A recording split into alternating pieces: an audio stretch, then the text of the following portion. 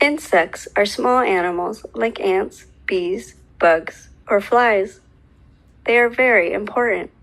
Many animals eat them. If there are no insects, bigger animals have nothing to eat. Insects also pollinate flowers. Without insects, plants cannot exist. Also, people cannot grow crops without insects. There is a new study.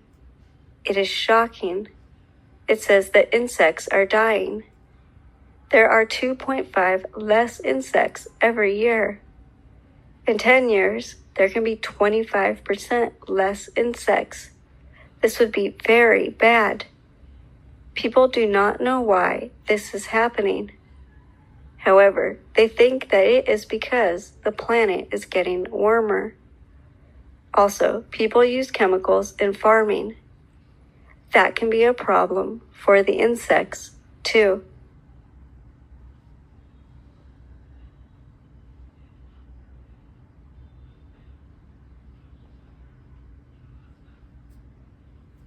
Insects are important because they are food for other animals, and they also pollinate plants. Without insects, many animals will die, and it will be hard for people to grow crops. There is a new study which says that the number of insects is falling. Every year, there are 2.5% less insects. If this goes on, there will be 25% less insects in 10 years. This would be a big problem. People think that there are less insects because the planet is getting warmer. People also use chemicals in farming, so that can be a reason, too.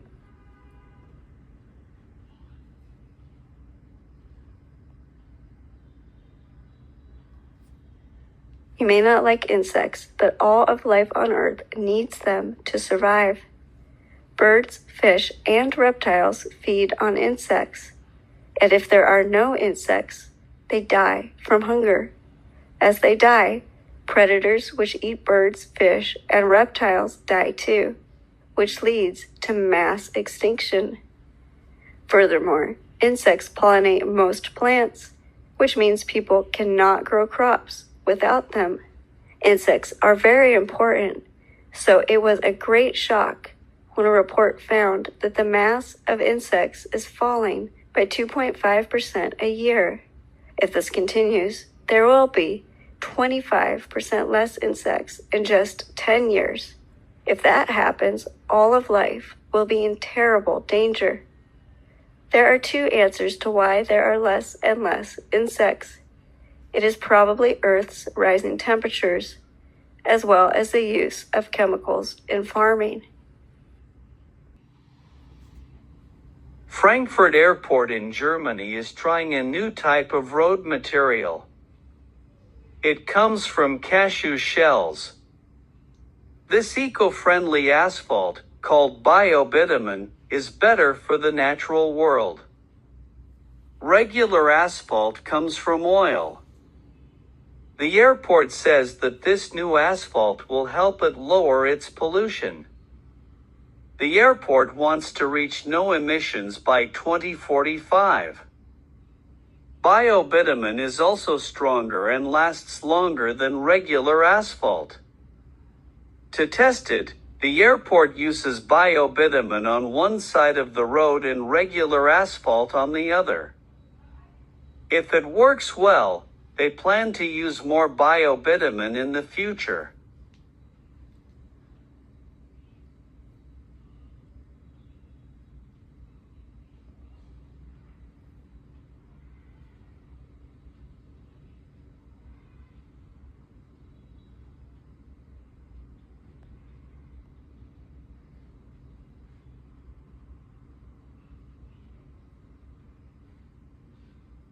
Frankfurt Airport in Germany is using a new kind of eco-friendly asphalt made from cashew shells.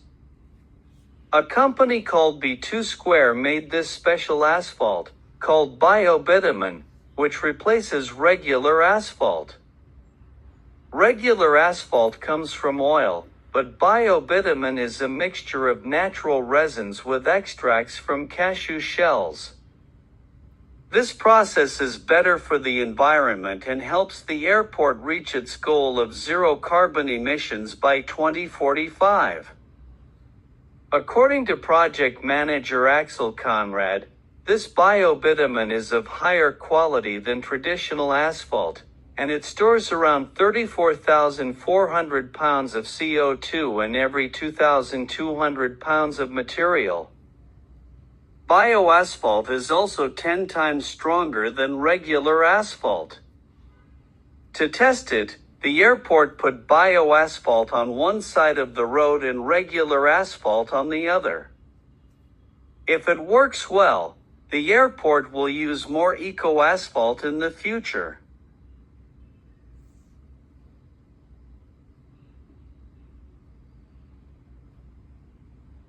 Frankfurt Airport is testing a sustainable asphalt concrete made from cashew shells, aiming for zero carbon emissions by 2045. This eco-friendly asphalt, created by the German startup B2 Square, uses biobitumen to replace traditional bitumen, which usually comes from crude oil. To make biobitumen, B2 Square combines a natural hydrocarbon resin with an organic extract from cashew shells. This mixture improves the quality of the asphalt, as it is less affected by the usual variations in bitumen from crude oil. Project manager Axel Conrad notes that the organic bitumen also supports carbon neutrality, storing around 34,400 pounds of CO2 per 2,200 pounds of bitumen. The bioasphalt is reportedly 10 times more durable than regular asphalt. To test its performance, Frankfurt Airport paved a 200-meter road with bioasphalt on one side and traditional asphalt on the other. If successful, bioasphalt will be used more widely as part of the airport's sustainability goals. Baia is a Roman town. It is more than 2,000 years old. It is a popular place for rich people and politicians in ancient Rome. Fish swim through the town today. 15,000 divers and tourists visit it every year. How is it possible? Hundreds of years ago, the town moves towards the sea. A volcano in the Mediterranean Sea moves it. Then, the whole town is underwater. Divers find it again in 1969. Today, people can swim through the town. They see beautiful statues and mosaics. Some things are not real. The animals and plants in the sea can break the statues. People take them out. They put copies of the same things back in the sea.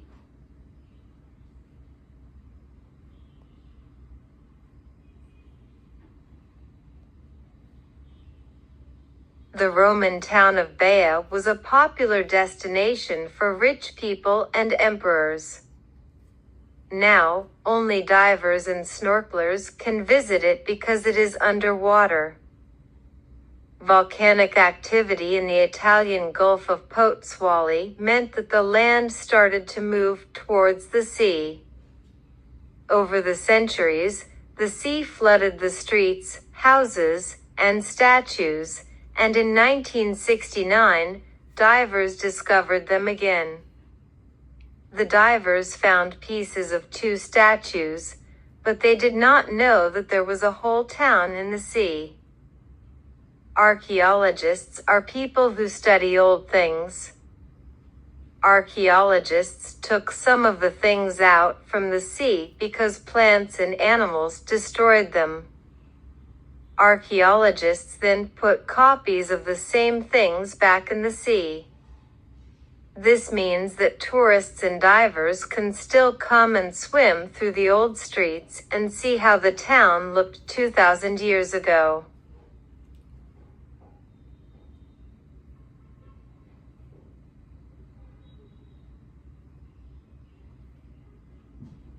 Until the 3rd century AD, the town of Baia was the most coveted destination for wealthy Roman citizens, senators, and emperors. Now, it's hidden beneath the sand and pebbles in the waters of the Gulf of Pozzuoli, just a few kilometers from Naples, Italy, and the only residents are fish and seahorses. The slow movement of land from volcanic activity caused the land to submerge, and in 1969, divers discovered the ruins of 2 marble statues by chance. About 15,000 divers, snorkelers, and tourists visit the site all year round to travel back in time and swim through ancient streets, mosaics, statues, and the remains of a seaside resort.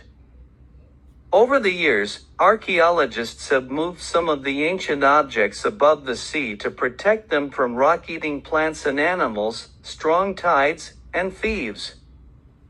However, the archaeologists have placed copies of the originals underwater so that divers can experience the city as it was 2,000 years ago.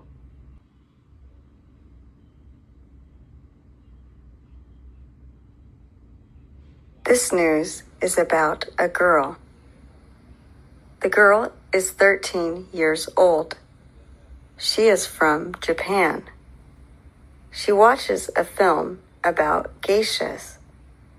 Thanks to the movie, she wants to be a geisha. She learns. 3 years later, she starts to work. The geisha works and works. She is 90 years old now. However, she still works. The woman is proud of her age. She does not hide it. The geisha sings and plays the shamisen. She does not dance. She is too old to dance. There are 1,000 geishas in Japan. There were 80,000 geishas in Japan in 1928.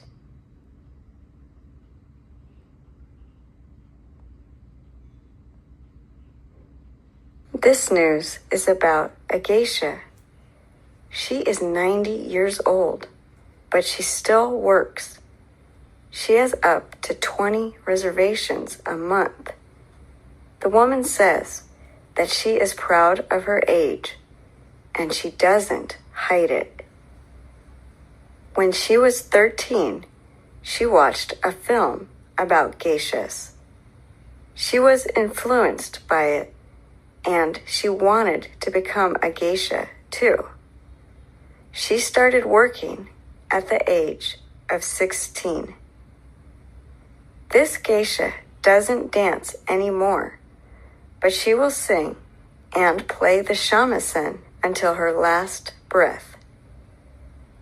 There were 80,000 geishas in Japan in 1928. Now, only 1,000 remain.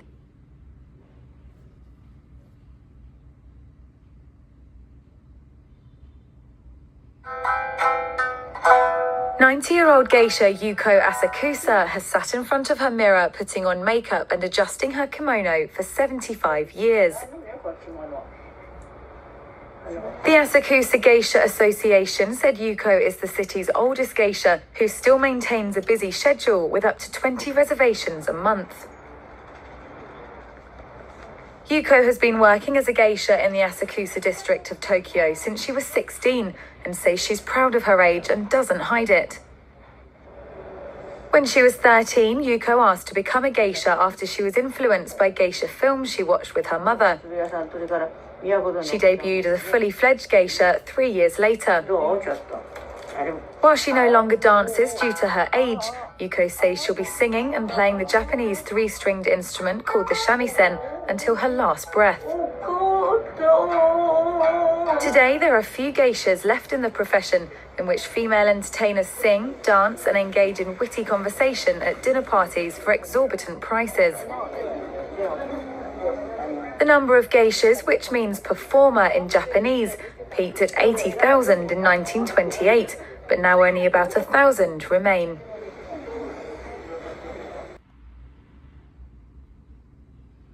One teacher from Chile is special. He raps to his students. The students like it. It makes their studying more interesting. The teacher is 26 years old. In the past, he rapped on city buses. He wanted to earn some money. His students found out. That's how he started to rap for them. The rapping teacher is a big hit at the school. What do you think? Will this be a popular teaching method?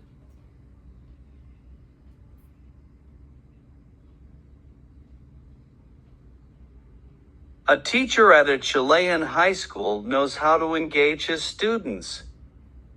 To reward his students and to bring the coursework to life, the young teacher busts a rhyme. The teacher used to rap on city buses to earn some money. His students found out, and that's how it all started. The 26-year-old teacher is a big hit at the school. So what do you think? Will this be a popular teaching method?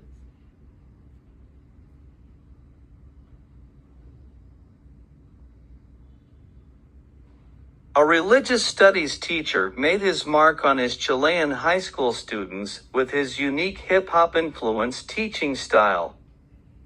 After only a year at the high school, Hans Herrera, a 26-year-old teacher, engaged his students using rap music. The young teacher says that he busts a rhyme to reward his students and to bring coursework to life. Mr. Herrera said that it all started when his students found out that he used to rap on city buses to earn a bit of extra cash.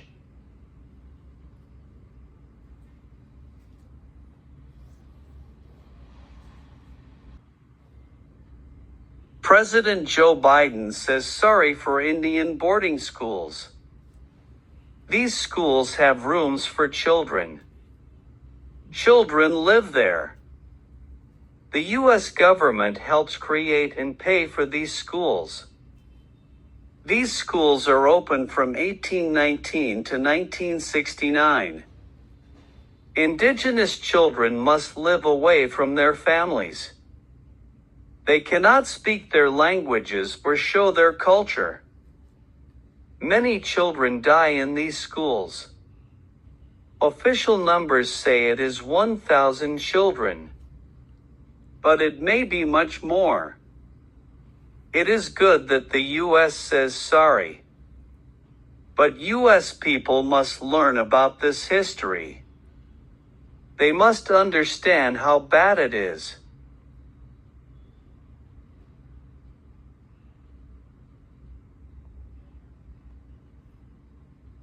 President Joe Biden apologized for the United States' role in Indian boarding schools. These schools existed from 1819 to 1969, and the government helped run them. The U.S. government forced indigenous children to live in these schools, where they had to leave their families, couldn't speak their languages or show their cultures. Nearly 1,000 indigenous children died in these schools, but the actual number could be much higher. Deb Haaland, the first indigenous U.S. Interior Secretary, said these schools caused a lot of suffering. India welcomed the apology, but they said that people needed to learn more about these events and understand how they hurt indigenous communities.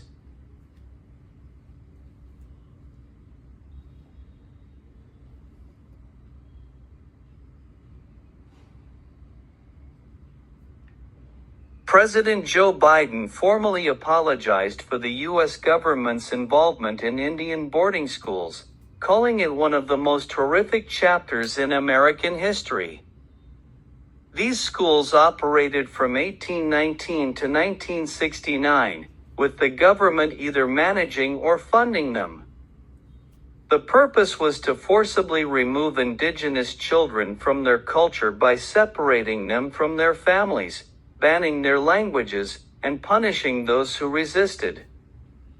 A report by the Department of the Interior this year found that close to 1,000 indigenous children died in these schools, but the number is likely far higher. The Interior Secretary, Deb Haaland, who has indigenous heritage, accompanied Biden and noted that these schools represented trauma and were places of abuse. Indigenous leaders praised the apology but said true healing would require continued resources and educational efforts for Americans to fully understand the long-term effects of these policies on indigenous communities and their culture. A tragedy happens at Costa Coffee in London. Hannah Jacobs is 13 years old. She drinks hot chocolate from Costa Coffee. Her mother tells the workers that Hannah has a dairy allergy. But the workers make a mistake. There is milk in Hannah's chocolate. She has a bad reaction. She dies. This is like what happens to Natasha Edna Lepers in 2016. She eats a baguette from Pret a Manger. She dies, too. Now, people are asking for better allergy training in restaurants. They want workers to learn more about allergies, and they want to see all allergens on menus. They also think it is important to teach children about allergies in schools.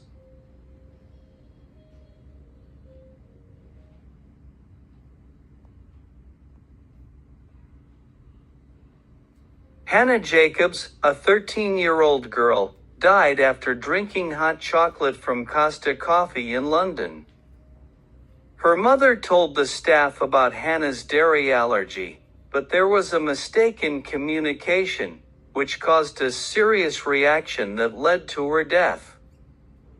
This is similar to the 2016 death of Natasha Edna Lepers after eating a Pret a Manger baguette, which led to the creation of the Natasha's Law. People are saying that food allergy training in restaurants is not good enough. They want stricter rules, like Owen's Law, which would require menus to show all allergens clearly. They also want better training for staff and more education about allergies, starting in schools, to prevent these tragedies.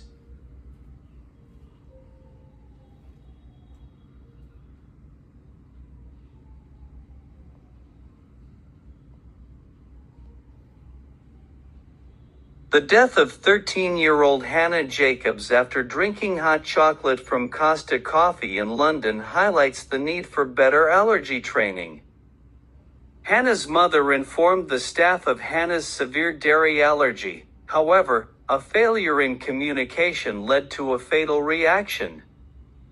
This tragedy is similar to Natasha Edna Lepers' 2016 death after consuming a Pret a Manger baguette, which resulted in the creation of a Natasha's Law in 2021.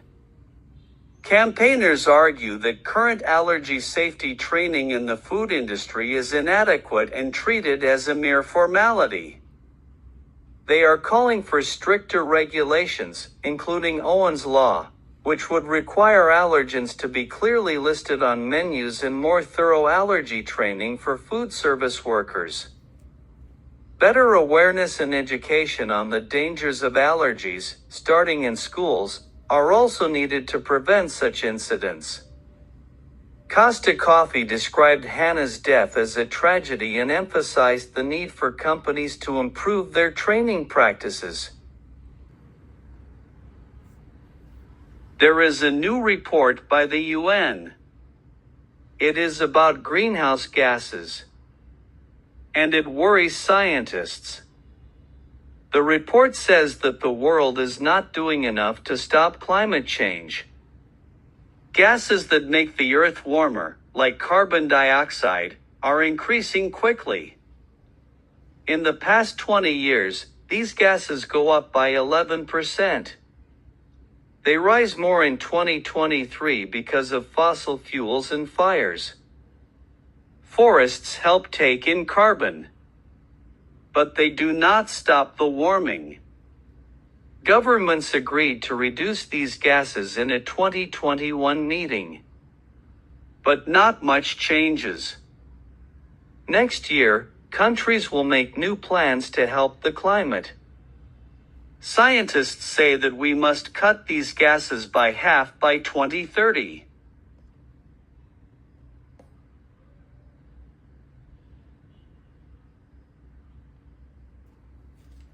The UN report says that the world is behind on climate change goals. Greenhouse gases, like carbon dioxide, are increasing faster than ever. Over the last 20 years, these gases went up by 11%, and they rose even more in 2023 due to fossil fuels, forest fires, and a weather event called El Niño. Experts are worried that forests may not absorb as much carbon now, which could cause more warming. Climate plans from the 2021 COP26 meeting didn't lead to big changes. The UN says governments are not acting enough on their climate promises. Next year's climate conference, countries should create stronger plans, but scientists warn that emissions need to drop by half by 2030 for real progress.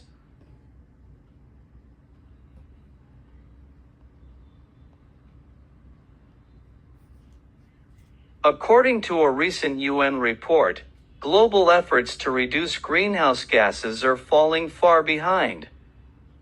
Data shows that these gases, including carbon dioxide, methane, and nitrous oxide, are accumulating in the atmosphere at unprecedented rates.